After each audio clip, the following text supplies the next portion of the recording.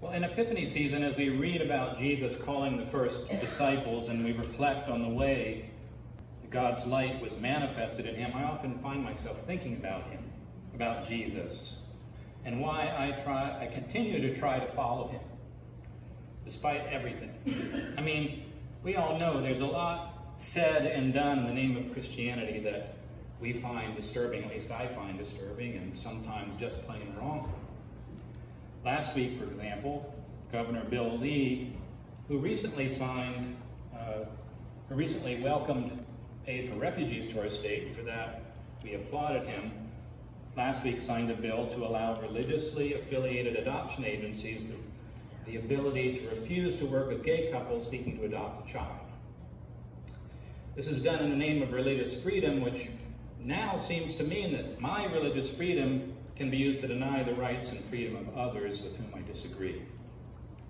In reality, it's a form of thinly veiled, state-endorsed religious prejudice against LGBT people, with no concern for the many children who are in need of a loving family. It assumes that LGBT folks are not worthy, not morally or ethically qualified to be parents. And it's disturbing, very disturbing, to put it mildly. My point this morning is that there are plenty of times I cover my face in distress and amazement at the things that are said and done in the name of Christ. But I still can't shake Jesus. And believe me, I've tried. For years, I studied other faiths, attended many Buddhist meditation retreats, left the church for a while, lost myself in some bad habits and good distractions. Still, there's something about Jesus of Nazareth and the whole strange narrative of his life, death, and resurrection as it's told in different ways in the Gospels. It's not history, and it's not literal, and it's not at all a comprehensive portrait of the person. In many ways, I can't begin to imagine the world in which Jesus lived or what his life was really like. Yet, there's something compelling about the figure that emerges in that narrative. Something about him that leaps off the page with urgency and power, even 2,000 years later. Come follow me, he declares as he walks by the sea. And I feel the nets falling from my hands again. For me, I think it has to do with the fact that despite the miraculous stories about him in the Gospels, he comes across as a deeply, fully human being who nevertheless has nearly miraculous compassion for others, especially those who are marginalized and left behind by society. For example, the stories of healing in the Gospels do not simply point toward him as some kind of cosmic Jesus Christ superstar. They almost always reveal his deep compassion for those in need, no matter who they may be, which in turn points toward the freshly revealed face of a God who walks, loves, and suffers with us. Then there are all the ways Jesus challenged the social conventions of his day, sharing meals with people who were considered outcasts and sinners, even calling them to be disciples. I mean, he called a zealot who, the zealots were out to slit throats of Romans and Roman collaborators, and he called a tax collector who zealots normally would slit their throats, right? They were both in the same community of disciples.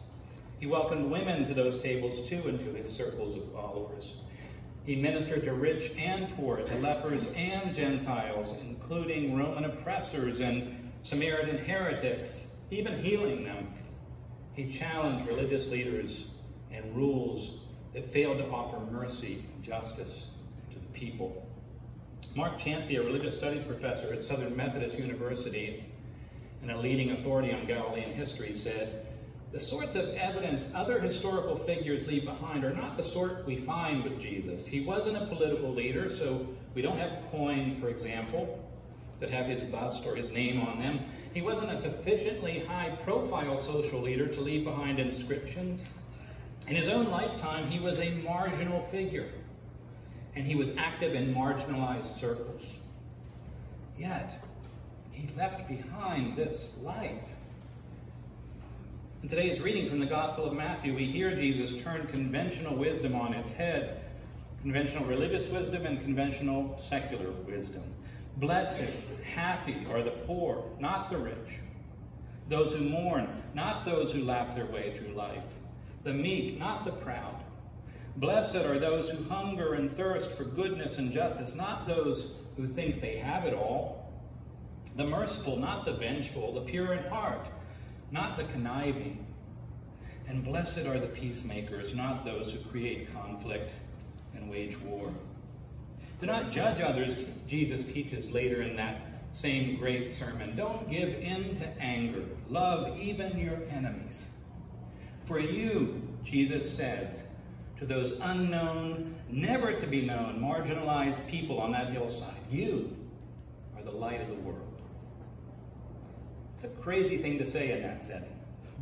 It's an amazingly faithful, dramatically imaginative, visionary thing to say. It's just amazing to me, an oppressed man among oppressed people in a small backwater of one of the great empires of the world, unveiling a great light on those who sit in darkness, in the very shadow of death. A great light that shines through his words and deeds through him. And from the very start of the narrative in the Gospels, you sense this guy is not going to survive this, in that setting. And you know he knows it too. Yet he goes on, despite everything, he goes on incredibly, beautifully, full of compassion, full of deep trust in God, full of a passion for justice and nonviolence, full of light. Warren Carter, another professor of New Testament, wrote, "The gospel is a counter-narrative to the imperial theology and values of Rome that helps its audience to live a countercultural, alternative existence in the midst of the wider culture's claims and commitments." You have to read that sentence a few times to absorb it, I think, but there's a lot in that. The Gospel of Matthew, he says, asserts that it is God's world, not Rome's, that God's reign and presence are manifested in Jesus and not in the emperor, that God's blessings extend to all people, not just the elite or select group who are considered the norm, that Jesus, not Rome, reveals God's will for our lives. In the end, when they crucify him, and he dies a terrible yet fully human death, you know it's too late to erase him from history. Not even death can shut down that light. How can it be that a marginal figure, active in marginalized circles on the margins of the Roman Empire, who left nothing tangible behind, shines with a brighter light than any emperor of Rome, and well, almost anybody who ever lived? Yet so it is. Sometimes looking back over my life, I picture my spiritual life like the inside of a beautiful stone cathedral. The walls are covered with stained glass windows of many shapes and sizes, representing all the people and experiences through which God's light has shone upon me. There's my mother reading Psalm 23 to me as a child in one window, my father pointing out the car to the beauty of the hills. I see Reverend Jackson Gabani, my childhood pastor, a little man with a big smile who couldn't remember anyone's name. But during World War II, he went to worship at a local German Lutheran church with his former enemies and experienced such a conversion that he refused to keep fighting. There are lots of windows representing typically flawed, fully human people who showed me what it means to be Christian. Jack and Joyce Samuel with their open door, Kate Latimer preaching in her own unique voice, Cherry Livingston just listening, Jean and Helen Brown standing with the poor people of Ecuador. And there are lots of little windows too, representing books, art, and music that have touched me. There's a big one showing a circle of friends I've made in my life and loved ones who've changed my life. Another one filled with images of animal friends I've known. A big rose window portrays the earth with mountains and sea, hemlocks and live oaks, all bright with life and beauty. God's light has shined through all of these windows into my life. Near the front, I see a window showing the Buddha sitting under the Bodhi tree, touching the ground with one hand. He looks serene. There's Dr. King, too, walking arm in arm across the bridge at Selma, determined. Nearby, I see Mahatma Gandhi striding, walking with stick in hand. I loved him in high school. Wrote about him and just tremendously moved by his life. Long line of people stretching behind him. He might be the closest to Jesus for me because of the way he modeled humanity, courage, and nonviolence in the face of great power. In the cathedral of my spiritual life, however, there is one window high above the altar, different from all the rest. It's in the shape of a human being, but it has no glass in it. Through that window, that Jesus window, God's light simply pours through for me, filling the cathedral with light. In his book, Beyond the Passion, New Testament scholar Stephen Patterson describes the people who made up the early Christian movement. They saw God's care for them in the communities of mutual care and love founded in Jesus' name.